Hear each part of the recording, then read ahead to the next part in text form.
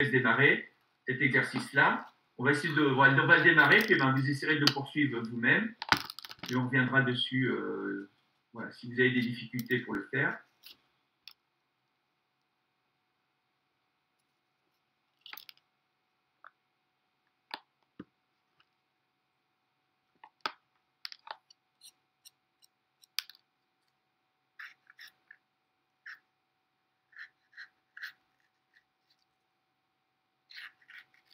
Alors, pour cet exercice, donc on s'intéresse. Enfin, je donne le couple H2O. Voilà, donc avant de terminer. Est-ce que c'est OK? Donc, on peut passer à l'exercice 4 pour tout le monde? C'est bon? Je ne vais pas vérifier s'il y avait des commentaires. Non, c'est bon. OK. Donc, on passe à l'exercice 4. Alors, vous avez le couple H2O2, H2O. Donc, je demande d'abord d'équilibrer la demi-réaction électronique correspondante, d'écrire l'expression du potentiel de Nernst, calculer le potentiel d'équilibre d'une solution aqueuse pH 0 d'eau oxygénée, H2O2, 10-2 mol par litre.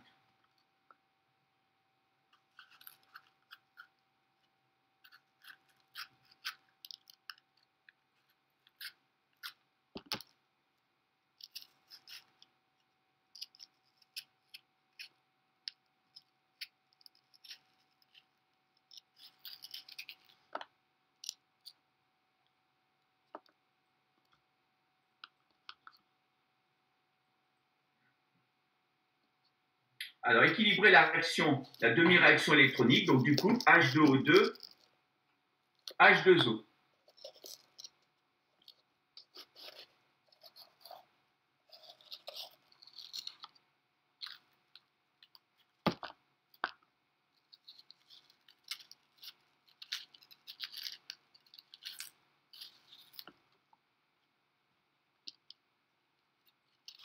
Alors, je vais basculer, je crois que j'ai un document, oui. Je vais basculer sur le Word, sur un document PowerPoint.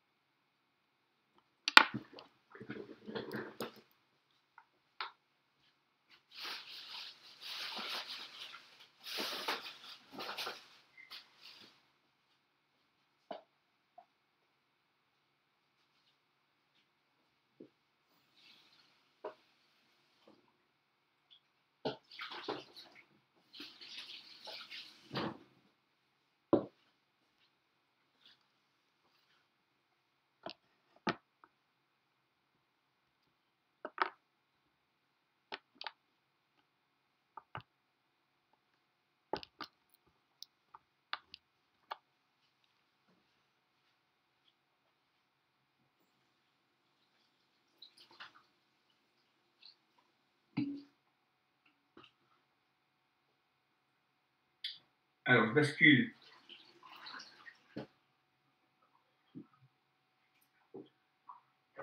Alors, l'eau, ici je réponds à la remarque de Gariba.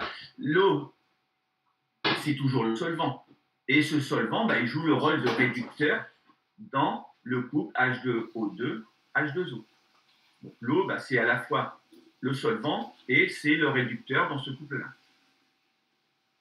Et quand je dis que c'est le solvant, il est réducteur, c'est un réducteur, c'est le solvant. Le solvant, ça veut dire que c'est en grande quantité, si bien que, en fait, on va avoir une activité constante pour l'eau, comme solvant, comme réducteur, et donc, comme c'est présent en très grande quantité, on va remplacer par 1 dans l'écriture de l'équation de Nernst correspondante.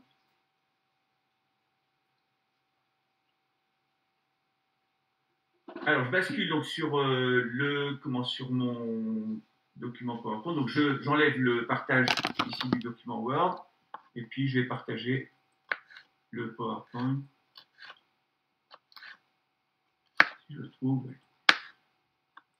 Voilà. Alors, on doit donc ici établir donc la réaction la demi-réaction électronique, donc écrire la réaction électronique pour le couple H2O2, H2O. Donc pour le couple H2O2, H2O,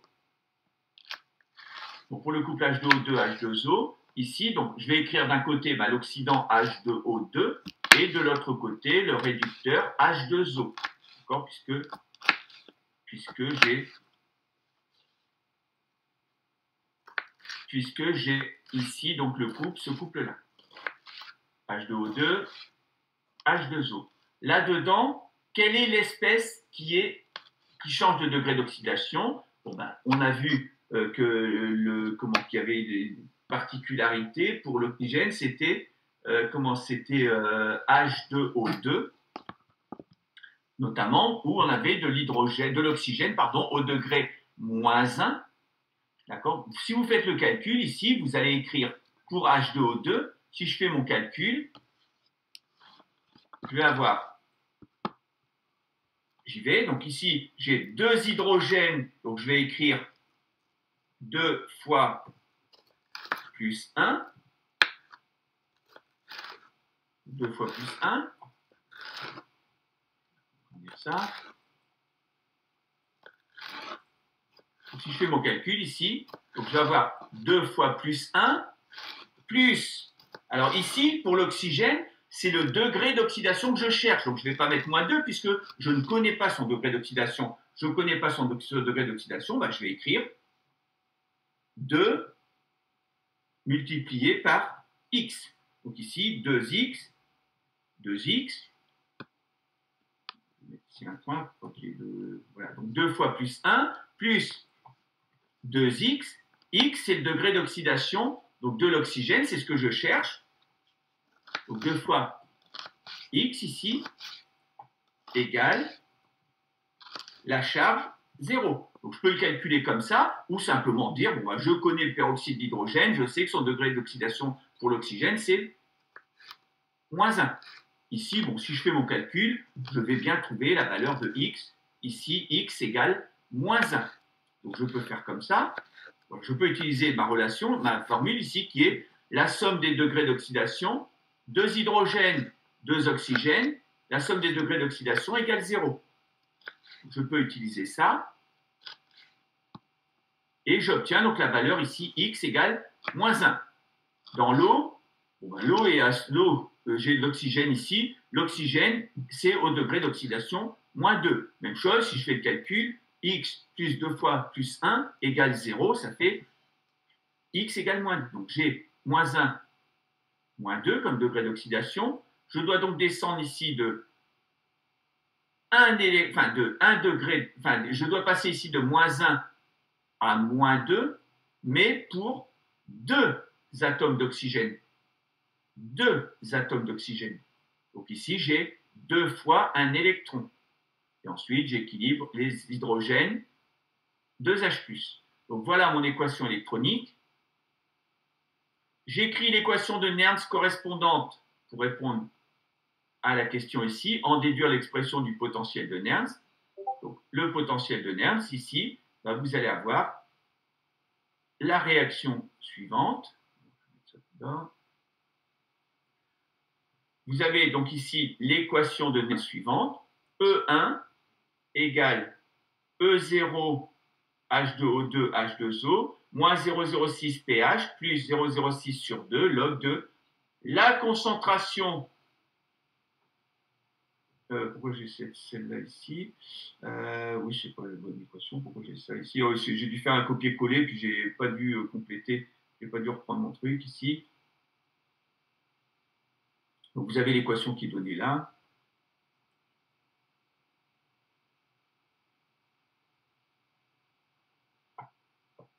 C'est pas cette équation-là, je fais attention. Donc ici, votre équation, elle est donnée ici. Voilà, vous avez cette équation, l'équation qui est donnée ici. Donc vous avez votre équation de Nernst qui est indiquée là. L'équation de Nernst correspondante ici. Donc si j'écris tout dans cette équation,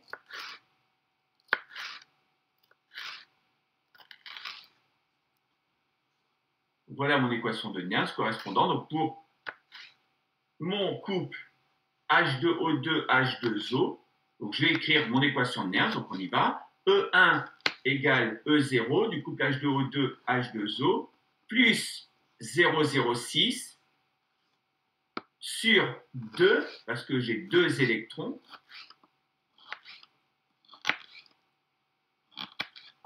log, alors en haut, au numérateur, je mets tout ce qu'il y a côté oxydant. Ce qui est côté oxydant, c'est du côté des électrons. Donc, du côté des électrons, j'ai mon oxydant H2O2, concentration d'H2O2 au numérateur, H+, avec le coefficient stoichiométrique 2, donc H+, au carré. Au dénominateur, je mets ce que j'ai de l'autre côté, côté réducteur. J'ai simplement l'eau qui est mon réducteur, ici, sur 1. Donc, je vais remplacer, mon réducteur, c'est le solvant, donc ici, je remplace par 1 ici. J'ai eu une intervention, donc j'ai... Il y a quelqu'un qui voulait intervenir? Ok, bon. Donc voilà.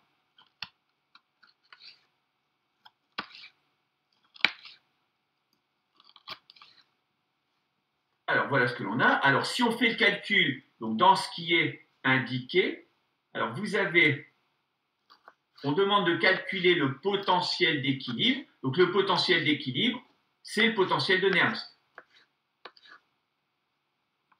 L'équation de Nernst, c'est l'équation que vous établissez en prenant la condition d'équilibre, somme des, la variation d'énergie chimique est égale à 0. Donc l'équation d'équilibre, c'est l'équation de Nernst, c'est donc le potentiel de Nernst, et c'est donc le potentiel d'équilibre. Donc je calcule ce potentiel d'équilibre, ou potentiel de Nernst, ici pour une solution de pH 0. pH 0, donc ça veut dire que j'ai une concentration d'H+, qui est égale donc à 10 moins pH, qui est donc égale ici à 10 moins 0, c'est-à-dire 1 mol par litre. Donc j'ai 1 mol par litre d'H+,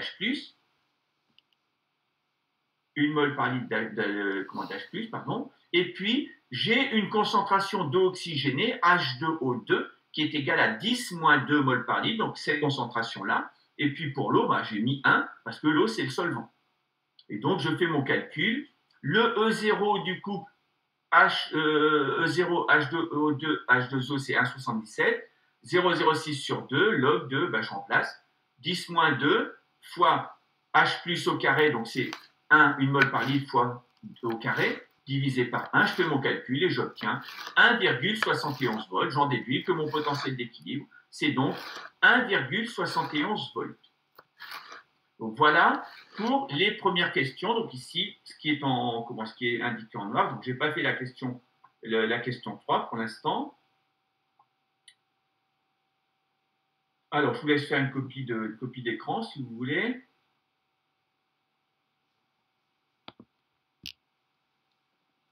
Ou de copier ça. Alors, on va juste démarrer la question suivante et puis on s'arrêtera là. Et vous essayez de continuer cet exercice. Vous essayez d'avancer, de faire cet exercice-là. Et vous essayerez, il y a les exercices suivants que vous pouvez également regarder.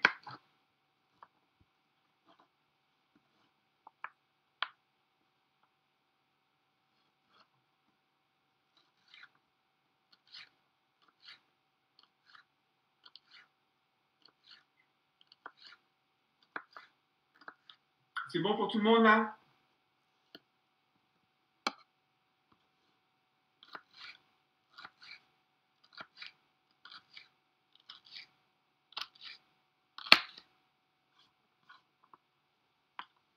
Alors, la question suivante. Allez, je prends le oui de Sangavi pour un oui collectif. Donc, la question suivante. Normalement, je peux l'avoir. OK. Alors, la question suivante, c'est comment travailler ce potentiel si on ajoute à cette solution, donc ça c'était la question 3, donc si on ajoute ici, bon je ne vais pas reprendre ça, alors si on ajoute ici à cette solution donc du KiO3 10-2 mol par litre et du CuSO4. Alors, si on ajoute donc ces espèces-là, on va ajouter donc dans le milieu,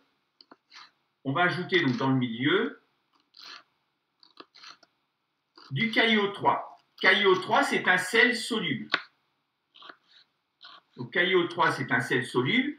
Il va donner donc du IK+, et du IO3-.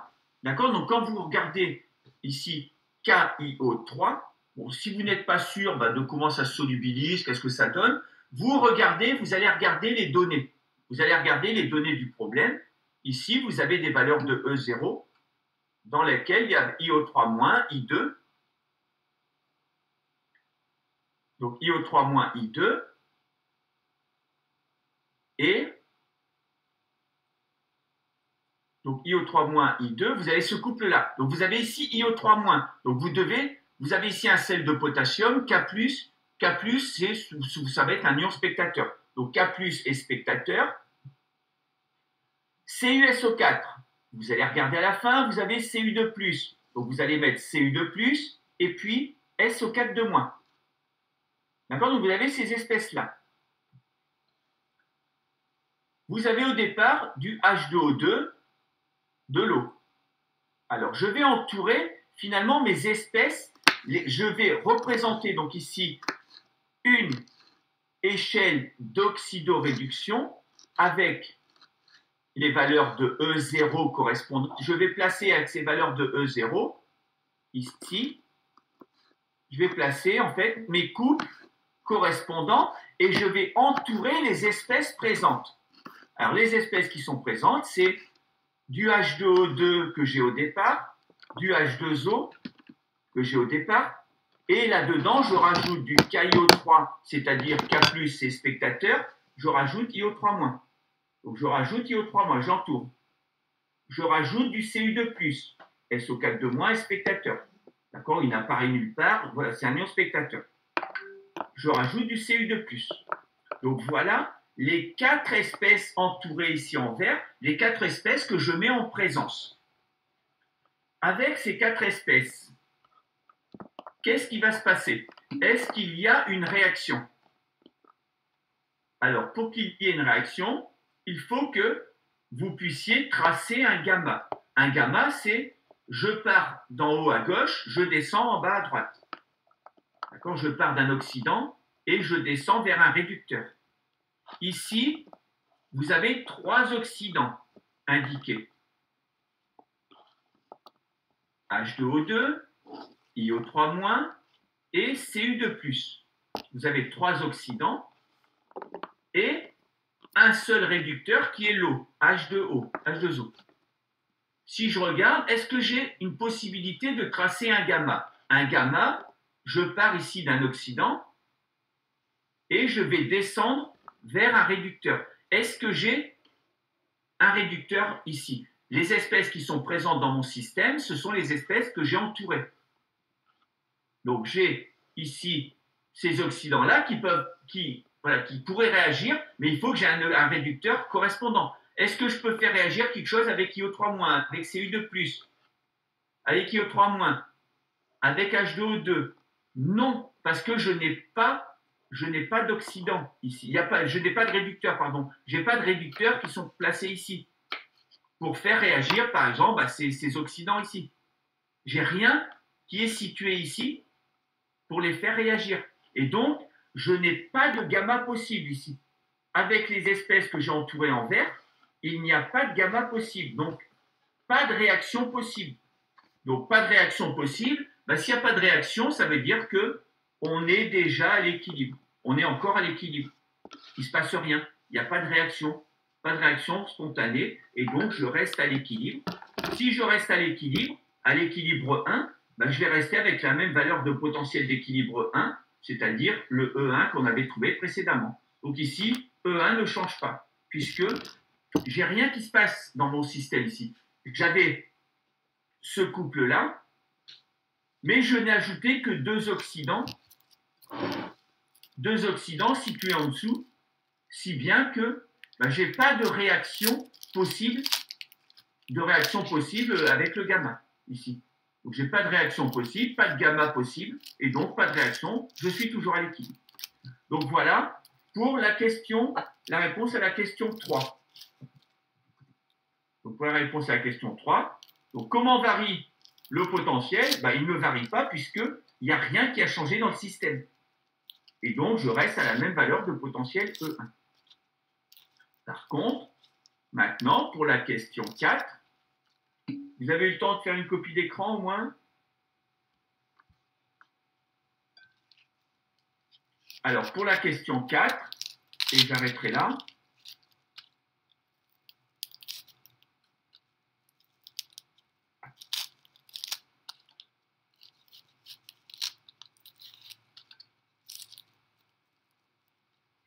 Alors ici, pour répondre à la question, le SO4 de moins, c'est pas... le SO4 de moins, il n'a pas de propriété acido-basique. HSO4 moins ou H2SO4, en fait, SO4 de moins, il ne va pas faire modifier le pH du milieu, ici. D'accord? Et de toute façon, on est déjà, ici, dans ce milieu-là, on est déjà en milieu un peu acide. Donc là, pas de souci. Là, il n'y a pas de réaction. Alors, maintenant, si je passe, c'est pas celui-là, si je passe ici donc, à la question suivante, la question 4, avec la question 4,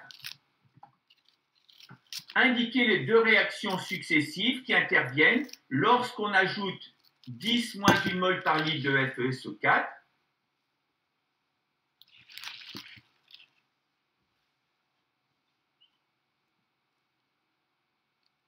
donc ici, vous allez refaire la même chose. Cette fois-ci, vous allez avoir du fer de plus supplémentaire. Avec ce fer de plus, vous allez montrer qu'il y a deux réactions possibles cette fois-ci.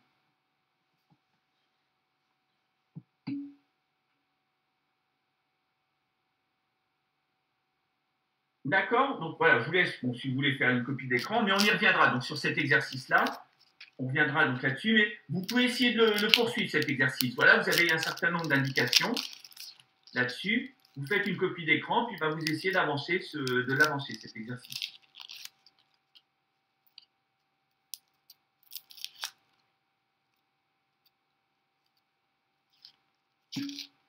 D'accord? Donc cette fois-ci, on va avoir des réactions possibles. Vous allez d'abord faire la réaction 1, celle avec le gamma le plus important. Oui, Xavier? Je reviens. Quand on a nos deux équations de Nernst, il faut les ajouter pour faire le calcul de la différence d'énergie de potentiel ou pas? Pour ce qui est exposé, enfin ce qui est à l'écran là? Oui, pour la 4 de l'exercice 4. Ouais. En fait, oui. Là, voilà, là je l'ai présenté comme ça. C'est la même chose que ce qu'on avait fait sous forme de tableau précédemment. Ah, avec le cas en fait. Il faut juste faire le cas quoi. Oui, enfin ici on doit calculer le cas, oui. Mais ici, comment on va faire? Et je reviens après sur le truc avant. Ici, en fait, on entre les espèces qui sont présentes. D'accord? Et puis, je vois que je peux faire un gamma ici représenté en rouge. Le gamma ici représenté en rouge, oui. Il part d'H2O2, il descend au fer de plus. Donc ça, c'est ce qu'il va falloir ajouter dans la réaction globale. H2O2 plus fer de plus. Et donc, si je mets H2O2 ici, il faut que je le mette ici. Si je mets fer de plus là, il faut que je mette fer de plus ici. Et puis on reconstruit les réactions comme on l'a fait dans l'exercice précédent. Il n'y a pas besoin du coup d'écrire les équations de Nernst pour chaque réaction? Non, on n'écrit pas les équations de Nernst dans chaque réaction. Ici, on fait la somme de deux réactions électroniques, c'est tout. Et après, avec le PPMC, ça nous permet de calculer le grand K. Okay. Voilà, après le grand K, de toute façon, on utilisera la formule ici. Ok, d'accord, merci. D'accord? Ok, donc je remonte. Voilà, vous avez fait une copie d'écran, vous échangerez une copie d'écran si jamais vous n'avez pas le temps de le faire. Et voilà, je remonte slide au-dessus et puis on va s'arrêter là. Donc je reviens sur la slide précédente, la demande de Lyman. Et on s'arrête là. Donc voilà, bon, j'avais dit qu'on arrêtait un peu avant, et puis finalement, on n'arrête pas avant. Ok, donc je vais vous quitter rapidement, parce que je vais devoir sauter dans une autre session à 16h15. Si jamais vous voulez, enfin, vous avez quelque chose à discuter, tout ça, vous n'hésitez pas. Ça peut être hors moment de cours TD.